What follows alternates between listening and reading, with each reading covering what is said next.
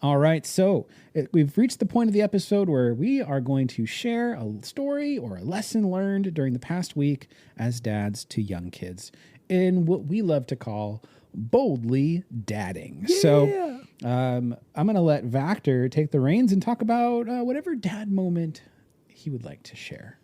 Yeah, this week was very, as we said in the beginning, long and hard. But I had a couple of things that came to my mind as I was raising my son this week. He's been very fussy this week, and tempers have flared, emotions have risen. He has very big emotions at this stage, and trying to empathize with him and understand that he just doesn't have the tools necessary to express himself or to regulate his emotions and kind of keep everything in check.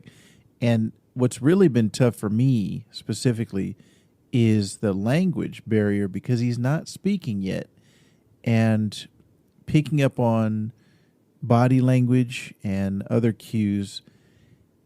And it's almost as if you're speaking to someone who speaks a foreign language. You just can't. There's that failure to communicate.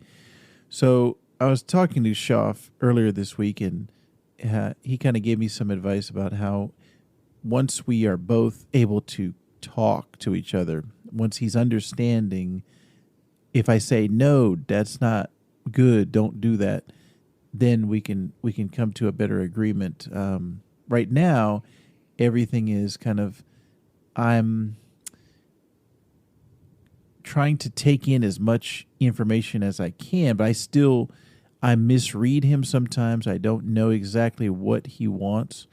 So just trying to be patient and give him his space to kind of let his emotions come out. But at the same time, still trying to guide him as best I can. Hey, that's not a good thing to do. You should not be hitting people. You should not be doing these things. So it's been kind of a rough week in that regard. But then I also had another epiphany, as it were, this week, and it actually came from Star Wars. Shaw, from the Star Wars universe, which I'm also a big fan of, as well as Star Trek. But I was listening to an interview with George Lucas, and this was, as far as I can tell, the latest interview he's done. The most recent, I should say. It was from, I want to say, October or November of last year, 2021. And it was actually his wife who was being interviewed, but he came on the interview and they asked him some questions. But it was an audience of 12-year-olds. So he was speaking to them and trying to use language that they would understand. But he was talking about a lot of Jedi philosophy and the difference between what fear can do to you and what love and compassion can do to you. And fear leads to anger. Anger leads to hate. Hate leads to suffering. That was 100% accurate by Schaff. And it was funny because the moderator of the interview, after George Lucas had said, he talked about fear and he talked about how it leads to things that leads to coveting things and leads to actions that might not be pleasant. And the moderator was like, yeah, I never thought about fear being a dark side thing. And it was like, this guy's clearly not a Star Wars fan. No. If you knew anything about Star Wars, you'd know that. But anyways, he started talking about attachment and letting things go. And it made me think about number one, my immediate family that's right next to me, my wife and my son. And then also my more extended family of my parents and other ones, other family members, and letting them go, as in we're only here for a short amount of time, relatively speaking. Once they depart, once they leave, and, sometimes they leave a little bit earlier than we want them to. And with my son, it's him leaving the house. And so I was thinking, man, he's not even 2 years old, and I'm already thinking about him leaving the nest. So spending time with him and making the most of the time that I have with him. And I've said this before on one of our Boldly Dadding segments. There's going to be a time when he does not want to spend time with me, even before Right. he leaves the house. So I want to be present in these moments, even though it was a tough week this week of emotional outbursts and things like that. And I still want to, in that time, in those moments, I want to find the time that to cherish and be present in those moments, because they're going to be gone very quickly. So I know that. So just kind of wanting to understand that fact while I'm in the moment, rather than 20 years down the road, I'm like, oh man, I wish I had been more present during those times. So this week was kind of the week of me understanding that you're going to have difficult times. It's going to be difficult to communicate right now, but it's not always going to be that way. He's going to learn to speak. We're going to be able to communicate. So those times are going to come. And then also just learning to really appreciate the time that I have with him, and being able to let go as well once he departs, not try to hold on and suffocate him before, kind of let him go. So those are all things that I've been thinking about this week. I love that. I love that. And it's a good epiphany that you realized it now, like you said, and not 20 years from now. Now you have the chance to action, to act on it and be that present, positive force in his life. So that's fantastic. Regarding the communication, oh man, I get it. I get it. Now my daughter Emily is, let's see, July, August, September, October. She's 2 years, 3 months, and almost 4 months. And she's talking up a storm. we have the opposite problem. We can't get her to stop talking. But it's a good thing too, because it really has changed I'm trying to be honest. Like, my enjoyment of spending time with her has only increased like exponentially through the fact that her language has developed so much, because it changes. Your relationship really does change when you can actually have a conversation with them, and they understand you and you understand them, and they feel seen and heard, and they can express what's on their mind and what they're afraid of or happy about. Like, that's really, really, really helpful and very important. And when you don't have that, and you're relying on like a child just like indicating to you by like pointing or grunting, like, like, I remember that phase with Emily too, and it was very challenging. So I'm here for you, friend. And thank you. Whatever you need, you can lean on me as a fellow dad in this great universe. I'm very grateful that Shoff and I have connected, even before this podcast, and we're in similar situations. Shoff's a little bit ahead of me, and also double because he has two.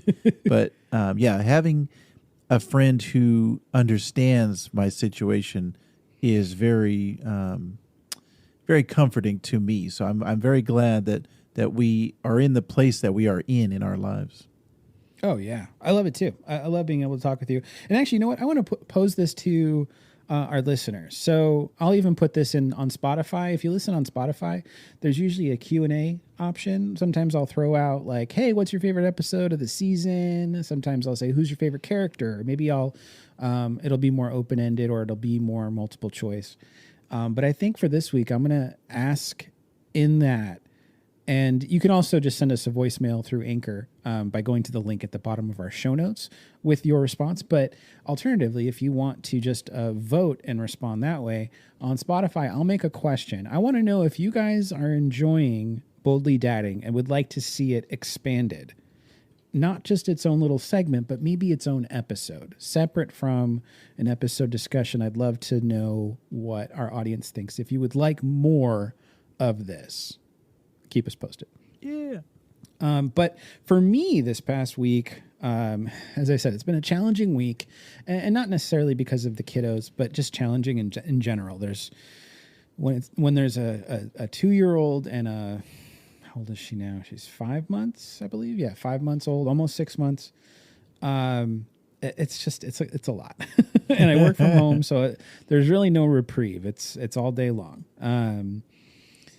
But I was playing with Emily the other day, and she loves to play with my wedding ring. She loves for me to take it off and for her to hold on to it. Sometimes she puts her head around her finger, but it's for my finger versus her finger. Like she can fit like a couple of fingers inside my ring. But anyway, so she wanted to play with my ring, and I was like, I got this ring because I married Mama, and then she took the ring and she put it on her finger and she said, "Me marry my mama." And I thought that was so cute. And then I was like, "Oh, you married Mama?" And then she says, "Me marry my dad." And that just like warmed my heart, like that just makes you melt like right on the spot. And then she like sent me to the moon because she said, "Me marry me." So at that point she was ready to marry herself. So I thought that was really super cute. No real lesson for this one other than just enjoying these quality moments that come by, and trying to remember them, because there's so many great moments that come by. And I take a lot of pictures and I take a lot of videos because I don't want to miss it. And my memory is not great. So like if I don't write it down or I don't take a picture, it's gone. And I hate that. So I definitely take a lot of pictures and a lot of video, and I try to write down stuff, but I want to do a better job of journaling my experiences as a dad, because there's so much that I forget about. Mm-hmm. And I'd love to look back. But anyways, after she said that she wanted to marry herself, she let out this huge cackle. It was just really funny. So I love that. And also, this is not like the same part of the story, but just like in talking about communicating and being just like wanting to talk and talk and talk. She loves when we read her books, but now she's at the point where she even likes to read to us. But she's not reading like the actual words of the book. She's just interpreting what's on the pages and sort of inserting herself into those stories. Oh. But what's really funny, and I'm going to try to just word it the way that she words it. When she wants to read to us, she'll grab the book, she'll open it up to some random page. And instead of saying "once upon a time," she says "one time." So she starts with "one time." And then for some reason, she's really obsessed with Yoshi right now. Ooh. And so Yoshi's not, we don't even have any Super Mario books. Like we have a Yoshi, like stuffy for her that she has in her room. But it was like buried for a while. Like, I don't know where Yoshi came into the equation, but it's Yoshi everything right now. So she says, "One time Yoshi sits," and then she's like, "Me sit by Yoshi." Like it's always like about Yoshi. But so every story starts, or at least every story this past week starts with "one time Yoshi." And so it's just really, really, really cute. And then the last story I want to say, just a real quick, is it's been raining a lot. And I know I live in the Pacific Northwest. I'm in Western Washington. And we've been told, like, "I hope you guys are ready for all the rain. Hope you're ready for all the doom and gloom. It's very cloudy." Yeah, we get it. Well, honestly, up until this past week, there hasn't been like any rain. And we've lived here for almost 4 months. So it's been unseasonably warm. And very dry. And so like, it hasn't felt like we've been in Washington until this week. And now it's gotten so much colder. It's gotten very cloudy, and it's been raining off and on, throughout the day. And, Emily loves to go to the playground. So after it had rained like for a full day, she saw that the rain had stopped. She looked outside, she saw the rain had stopped, and she turned to me like with a sense of urgency. And she said, "Playground right now, no rain. So like, it's amazing how much she's able to comprehend. She's only a few more months older than Ezra, which means that you're not too far away from having these kinds of conversations with Ezra too. Yeah. And I know that's what you cannot wait for. And I can't wait for you to get to experience it, because it changes the game. It makes things so much more fun. And I can't wait. And Emily is very funny. So I can only hope that you get to experience that soon and start to see the kind of personality that Ezra has inside him, because I'm sure he's going to be just as cool as you and as cool as your wife, Katie. So, but anyway, so that's my stories. I mean, I could talk to the end of time about things that Emily does or Sage does. Sage has her 2 bottom teeth now. They've cut through. Ooh. So she already has 2 teeth, and she's not even 6 months old yet. So it's just like, slow down, kid. But anyways, that's boldly dadding for y'all. Yeah. We thank you so much for listening to our podcast. We know that there's a lot of Star Trek content out there, and we really appreciate that you choose to listen to us. It's really important. We love doing this, and we love having these moments, and we love sharing them with you too. So thank you.